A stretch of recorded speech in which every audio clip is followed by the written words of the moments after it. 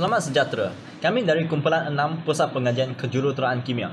Tajuk praktikum kami adalah perbandingan alat muzik tradisional etnik di Malaysia.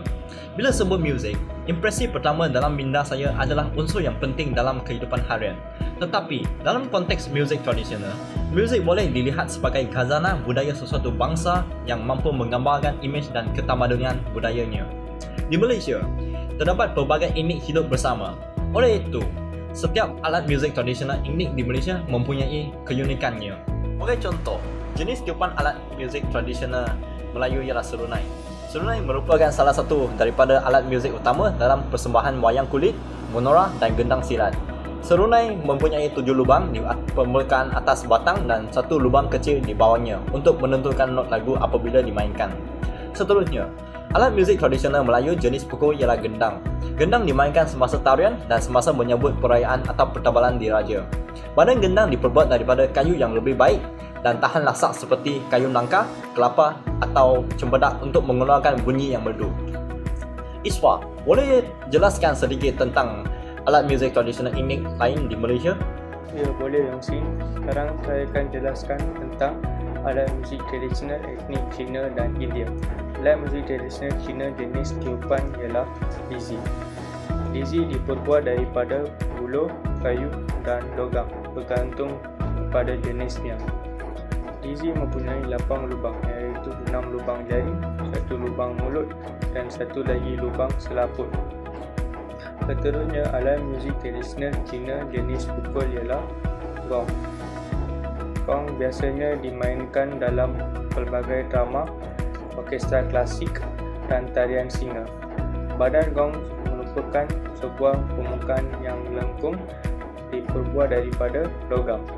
Alat muzik tradisional India jenis tiupan pula ialah nadaswaram. Nadaswaram sering dimainkan di kuil-kuil, perkahwinan serta perayaan masyarakat etnik India. Jenis bahan pembuatan nadaswaram ialah kayu teguh, buluh, kayu cendana, tembaga, kayu hitam dan gading serta mempunyai loceng yang besar. Seterusnya, alat muzik tradisional India jenis pukul ialah tabla. Badan tabla selalunya diperbuat daripada kayu jati, rosut dan jagut. Alat ini dimainkan dalam muzik Karnatik, Hindustan dan bagi tujuan mengiringi muzik-muzik sinetik seperti ghazal dan dangdut. Itu sahaja daripada saya. Sekian, terima kasih. Terima kasih Iswa. Hai Nabila, bolehkah jelaskan lagi jenis alat muzik tradisional etnik lain? Hai Yongsi, boleh. Saya akan menerangkan alat muzik tradisional Iban dan Kadazan Dusun.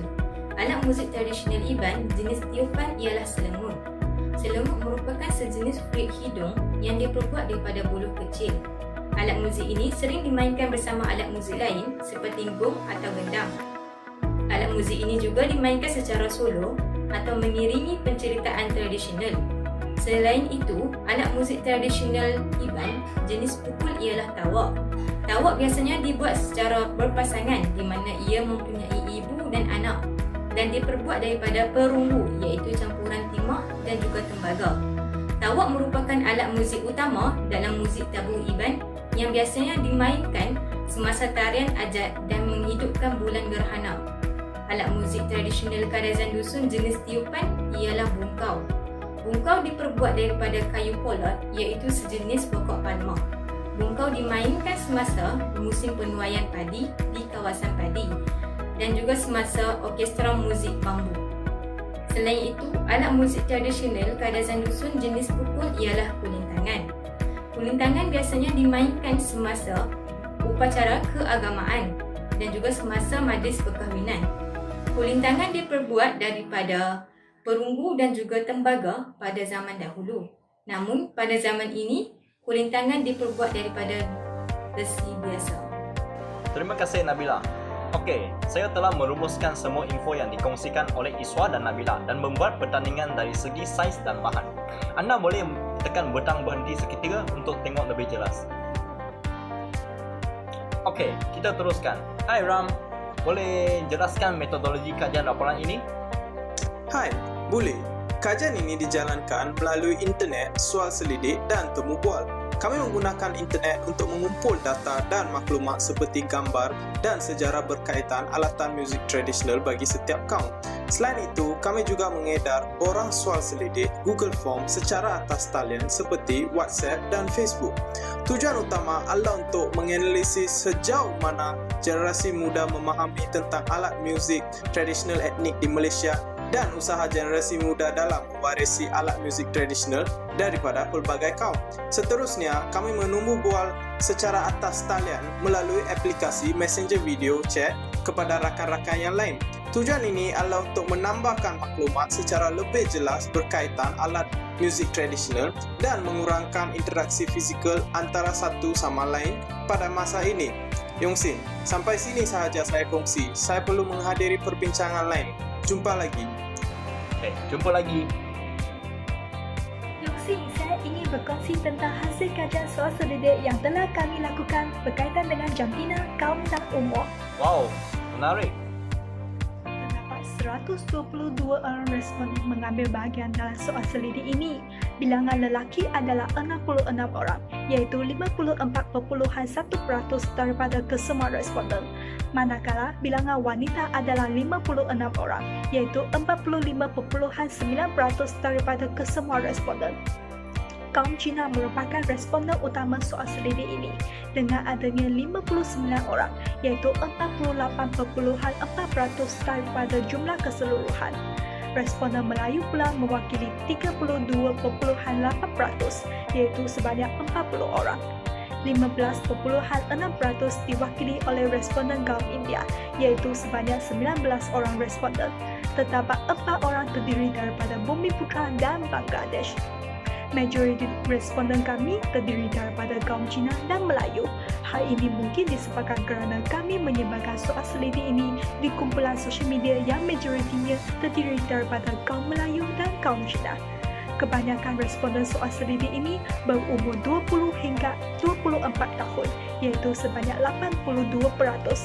13 orang responden pula berumur 15 hingga 19 tahun. Terdapat juga 9 orang responden terdiri daripada golongan yang berumur 25 hingga 29 tahun dan 34 hingga 39 tahun. Oleh itu, soal selidik ini lebih tertumpu kepada golongan yang berumur 20 hingga 24 tahun. Terima kasih Jui atas perkongsian tadi. Berdasarkan objektif kajian, terdapat menganalisis sejauh mana generasi muda memahami alat muzik tradisional dan usaha untuk mewarisinya. Boleh Ikhwan tolong terangkan? Boleh. Seramai 46 responden yang kami perolehi menjawab dengan betul mengenai alat muzik tradisional Melayu. Namun seramai 76 responden yang lain menjawab dengan salah atau mereka tidak mengetahui mengenai alat muzik tradisional Melayu itu sendiri.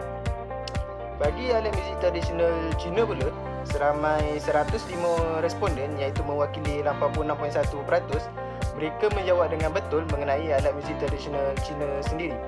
Hal ini jelas menunjukkan bahawa bukan etnik Cina sahaja yang mengetahui mengenai alat muzik tradisional Cina itu sendiri.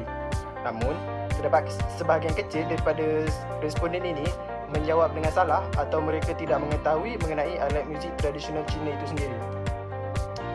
Selain itu, pelajar USM Kampus Kejuruteraan yang merupakan majoriti utama dalam menjawab soal selidik yang kami lakukan ini, mereka menyatakan bahawa mereka pernah melihat atau menyaksikan upacara yang mempromosikan alat muzik tradisional Cina itu sendiri. Bagi alat muzik tradisional India pula, seramai 52 orang yang mewakili 42.6%, mereka menjawab dengan betul dan seramai 70 orang pula menjawab dengan salah mengenai alat muzik tradisional India itu sendiri.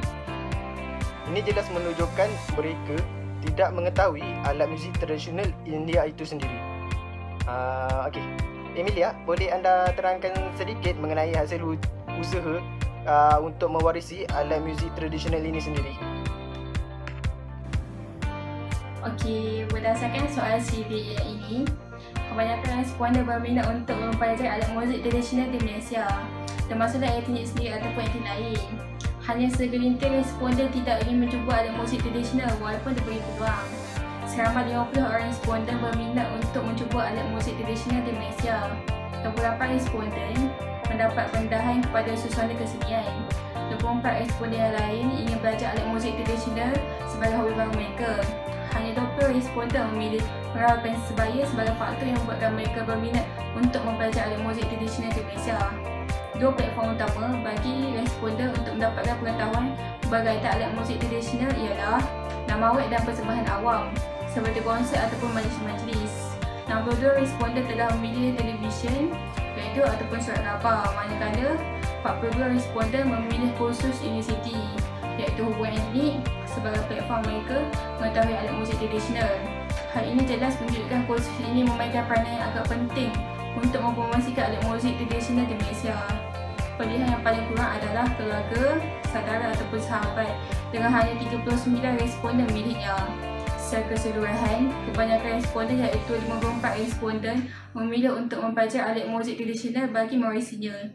26 responden memilih melibatkan diri sebagai sukarelawan dalam pesta kesenian. Pilihan membuat persembahan alat muzik tradisional kepada pihak awam dan mempromosikan alat muzik tradisional masing-masing mendapat 17.2% kedua-duanya. Terima kasih Ikhwan dan Emilia. Yuan benarkan saya membuat kesimpulan untuk kajian ini. Baiklah, sebagai rakyat Malaysia yang terdiri daripada masyarakat yang majmuk, keunikan yang terdapat di negara kita seperti kepelbagaian alat muzik tradisional daripada pelbagai etnik mestilah dikekalkan. Setiap masyarakat Malaysia mestilah memainkan peranan yang penting untuk mengekalkan kebudayaan ini daripada hancur di telan zaman. Antara peranannya ialah yang pertama, dengan menerapkan cara bermain alat muzik tradisional dengan betul sejak kecil oleh ibu bapa kepada anak-anak supaya anak-anak mendapat pendedahan di awal usia. Hal ini dapat menarik minat mereka dalam memperjuangkan keunikan alat muzik tradisional. Yang kedua, dengan melakukan persembahan-persembahan alat muzik tradisional di dalam dan di luar negara untuk menarik minat masyarakat asing mempelajari alat muzik tradisional Malaysia. Yang ketiga, rakyat boleh juga menjadi sukarelawan bagi sambutan dan persembahan yang berkaitan supaya aktiviti dapat dijalankan dengan lancar dan mendapat sambutan yang tinggi. Seperti yang dinyatakan di dalam kajian, setiap etnik bukan sahaja mempunyai satu jenis alat muzik tradisional, tetapi kami telah menjumpai pelbagai jenis alat muzik tradisional yang dimainkan oleh setiap etnik di Malaysia. Akhir sekali, sudah jelas yang menunjukkan bahawa negara kita kaya dengan pelbagai jenis alat muzik tradisional yang tak lapuk di hujan dan tak lekang di panas. Terima kasih Hani. Maka di sinilah pembenangan kami dari kumpulan 6. Sekian, terima kasih.